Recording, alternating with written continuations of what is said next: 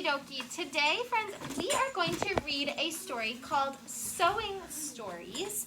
And just by looking at the cover, what do you notice? What do you think this book might be about? What do you notice, Riley? I think this book is about sewing. You think it might be about sewing? What do we know about sewing? Like, what does that mean to sew something? Hey, Sarah? When you break something and you can't get it back together, like teddy bears or something, you can sew it back together. Like the leg or arm or head. Oh, If okay. it got ripped off. Like a sock. Like a sock? Okay. Hassan? My parents fix sewing. Like when something gets ripped, Yeah. you can go through it, and then those lines cover that spot that's ripped. Oh, okay. Mila? Or you can sew stuff, like you can make stuff from sewing. Okay, so what do you think it means to sew stories? So you're talking about like clothes. Oh, love, can you scoot away? Thank you. So you're talking about like clothes, or you're talking about like teddy bears. What do you think it means to sew stories? What do you think that means? Araya?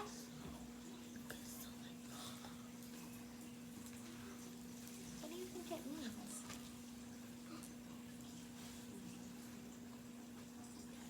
Let me come back to you. Alyssa, what do you think it means? Maybe.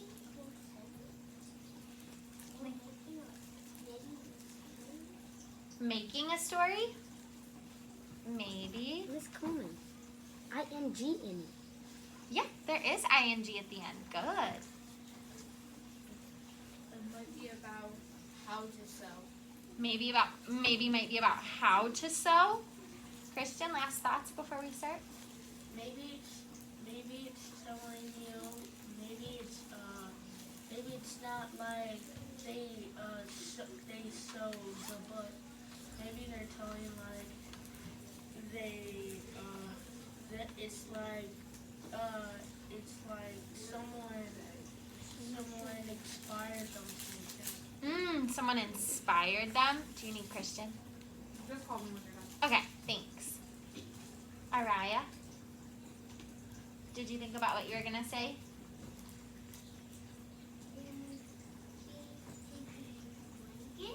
You think maybe she could make a blanket?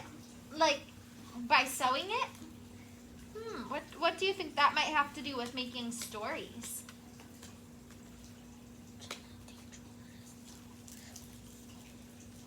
Can I give you a hint? Yeah. Let's read the back blurb and see if we can get some more information. It says, Little Harriet, you may have heard of a Harriet before, a very famous Harriet. Maybe Harriet, does anybody know? Harriet Tubman. This is another famous Harriet named Harriet Powers. Harriet Powers, have you ever heard of her? Yeah. Some of you maybe. Little Harriet placed cotton filling in the quilt. Quilt's kind of like a blanket, right? Yeah, it's my girl, mate. She held the pine knot light high. I won't knot off, no ma'am. She was part of a sacred tribe.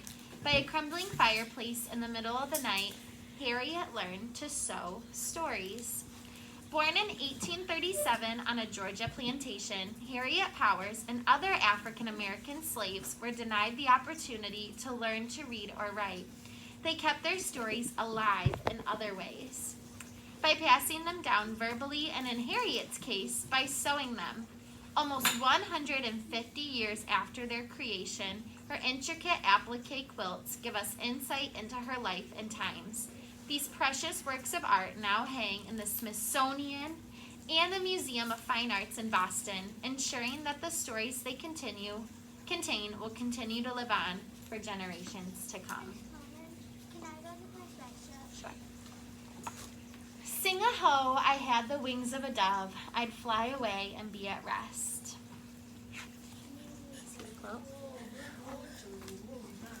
So she's Pretty nice, huh? She probably saw something of hers that she broke. This book's called Harriet Powers' Journey from Slave to Artist. Harriet Angeline Powers was born into slavery on October 29, 1837, according to Clark County records. She was one of 5,000 African Americans in bondage in that county alone. See that sweet baby girl lying on a quilt her mama made? What could she be dreaming of? On a plantation near Athens, Georgia, Harriet's mama worked from rise to set while Harriet slept between the cotton rows. I thought she was coloring. Okay? Is that hurting? Try not to touch it, bud. You need to sit at your desk and take your mask down. That's okay. He's with Mrs. Warren. Oh, okay. Yeah. Okay. Okay. Harriet grew up watching women carding cotton, spinning thread, dyeing, and weaving cloth.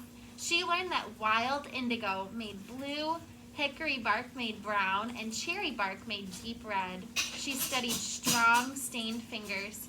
Her heart beat to the boom of the loom. Slave women were involved in making textiles for the plantation. That's kind of like clothing, blankets, anything that has fabric. Those are called textiles. After they spun cotton into thread, they dyed it with natural coloring and wove it into cloth on a loom. So the loom is what spins the threads together to make fabric. That right there.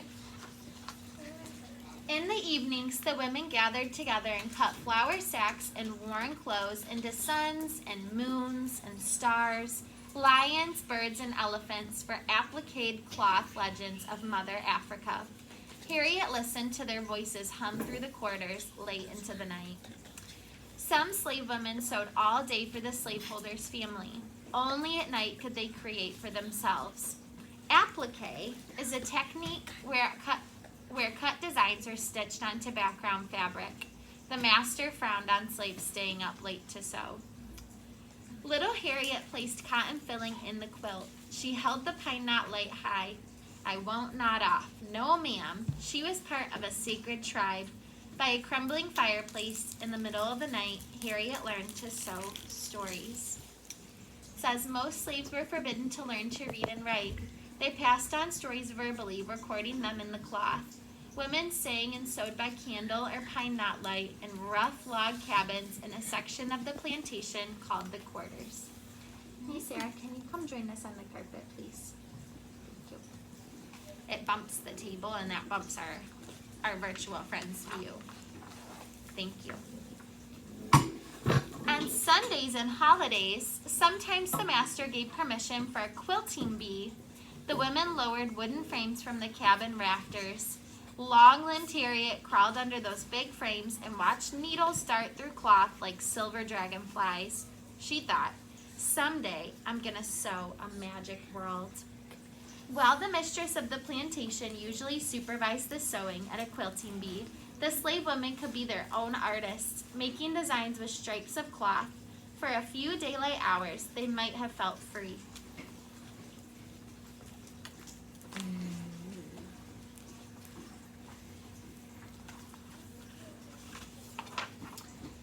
When the women finished sewing and making 2 or 3 quilts in just one day, folks gathered for peach pie and ginger cake called collard greens and barbecue. While they gobbled up the grub, Harriet traced quilted shapes with her finger. Her mama smiled. Child, I think it's time you had a needle of your own. Yes, ma'am. The men were not allowed at the gathering until the quilting was over. Then they were invited for a big meal, followed by a lively dance party. The women raised chickens and grew extra food in small gardens. They cooked in big open fireplaces. Strong-limbed Harriet helped the women sew. Afterwards, she danced at the frolic. Horsehair fiddles, cheesebox tambourines, and sheepbone drums formed the band. If Armstead Powers could capture Harriet beneath the quilt, he could claim a hug. Harriet slowed her pace just a little bit. Sure enough, Armstead caught her with a story. It said young ladies gathered at the quilting bees as much to dance and flirt as to sew. They danced the turkey trot and the Mary Jane. Buckets, pans, and grass reeds were also used as musical instruments. Why do you think? They're not. They fell in love. Ugh. That's not gross, it's cute. It's disgusting. Oh, but Holly. Harriet and Armstead jumped the broom together when Harriet was just 18. That means they got married. Yeah. Back then, that was a tradition. When people got married, they jumped over a broom, so they called it jumping the broom. Oh, yeah. Soon, Harriet became a mama, and she had a pretty baby, Amanda. Pray we stay together and don't get sold away, she said. When Harriet and Armstead decided to marry in 1855, they had to get permission from the slaveholder. Part of the ceremony was jumping over a broomstick. The Civil War began in 1861. And that was a war to end slavery. Harriet wrapped Amanda in a quilt she made and held her tight as Civil War cannons fired. So they got married around the time that the Civil War started. And that was the war to end slavery. Huh? Was that all one? Nope, that's different. The Civil War was a war that happened in the United States of America. So it was between the North and the South. Hold on. The army from the north marched into Athens. The Union soldiers told the slaves, "You're free! Hallelujah, free at last," Harriet cried. But trouble didn't end with the war. Oh no, poverty raced through Georgia. How would Harriet feed her family? Amanda, Alonzo, Nancy, Lizzie, and baby Marshall. How many kiddos is that? 5. 5 hungry faces and 10 bare feet. Show me the way, Harriet prayed. So it says the Emancipation Proclamation declared the slaves free on New Year's Day, 1863, but it could not be enforced in all areas. But it could not be enforced in areas still under rebellion. In Georgia, slaves were not freed until the Union General Sherman's army invaded 1864. Slaves in Athens were most likely emancipated, that means freed, sometime after the fall of Atlanta in September 1864. Riley? What kind of Civil War was it?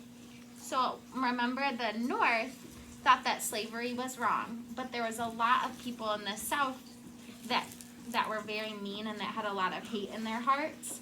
And so the people in the North and the people in the South were fighting to end slavery, and the North won.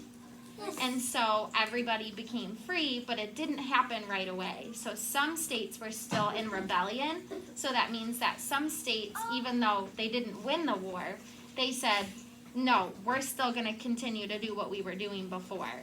And so it took a long time for... Well, in the Henry Rock, he went to somewhere where they didn't have slaves. Yes, Mila, that was a good connection. Yeah, so remember when we read about... when we read about Henry's freedom box, how he put himself in a box and went to a free state.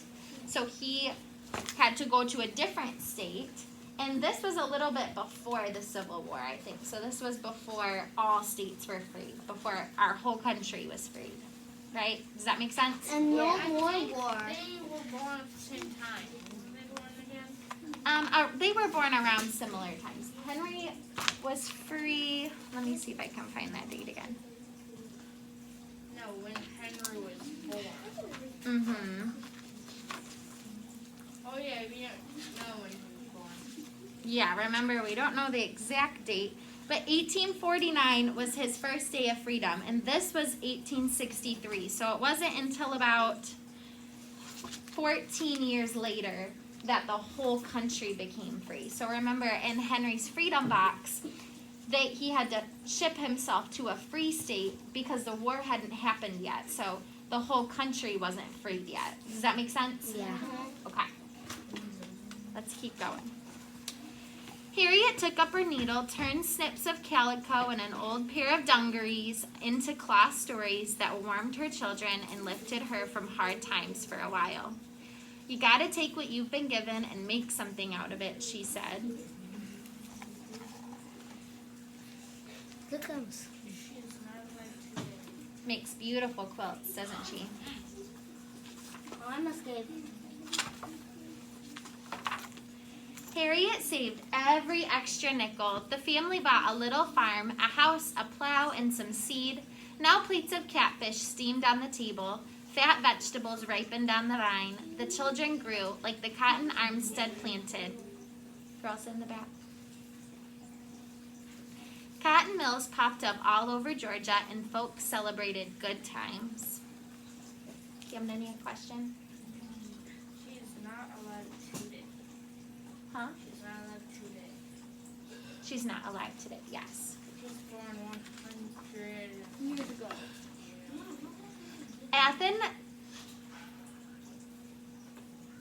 Athens announced its own party, the Cotton Fair.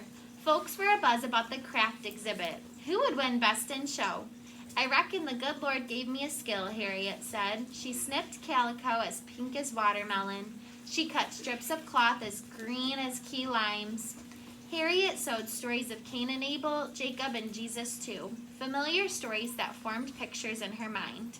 She stitched Bible folks in scenes where polka-dotted camels, elephants, and ostriches lived together in a fabric land.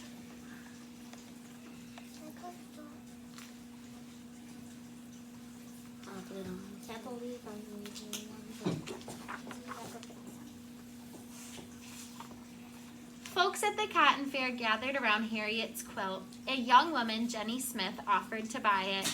How could Harriet part with a piece of her heart? No, ma'am, not for any price. Harriet hung her quilt in the corner of the exhibit tent, next to seed displays, jars of pickles, and mounds of potatoes. Jenny Smith, an art teacher, recognized it as a rare work of art. I probably would have offered to buy it too. I think it is beautiful. Same. I was about to wonder things. It's nice for free stuff. Dark days came a-knockin' when the price of cotton fell. Harriet sent word. Would Miss Smith still like the quilt?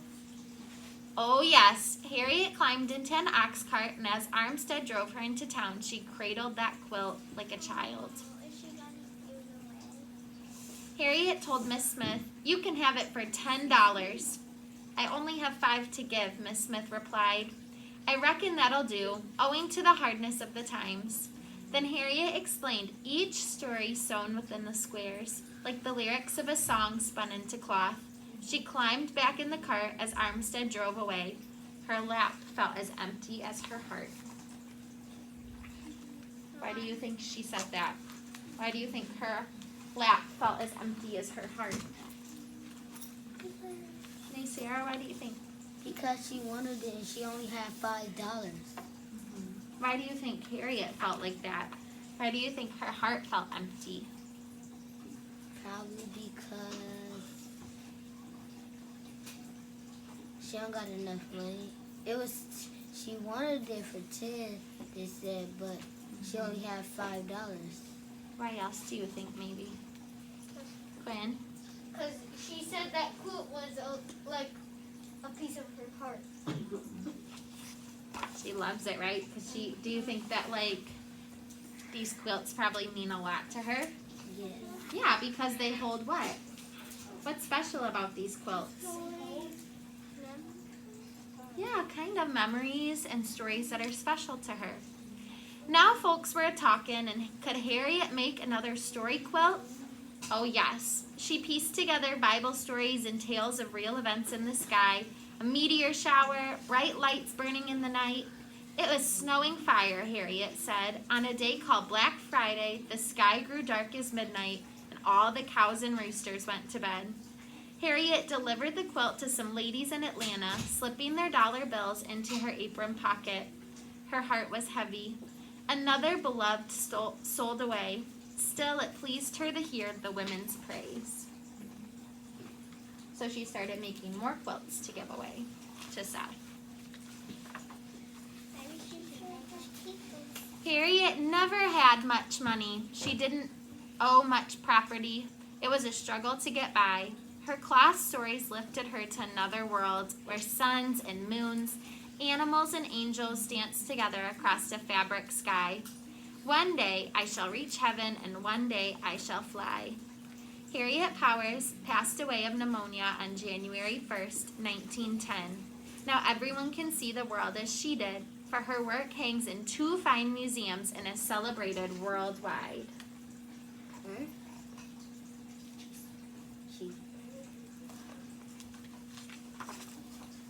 That's the end of our story. What questions? questions do you have? A question, bud? Okey-dokey. Virtual friends, thank you for joining our story. I hope you enjoyed it. I'll see you guys tomorrow.